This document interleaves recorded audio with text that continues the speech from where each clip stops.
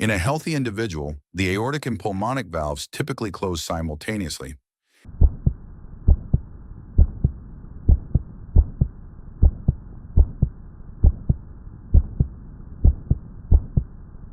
However, during inspiration, increased venous return to the right ventricle leads to prolonged right ventricular systole and a subsequent delay in the closure of the pulmonic valve.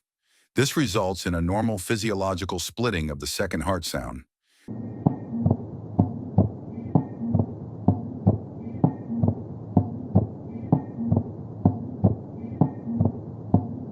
The closure of the pulmonic valve is soft and best heard over the pulmonic area, whereas the closure of the aortic valve is louder and can be auscultated more widely across the precordium.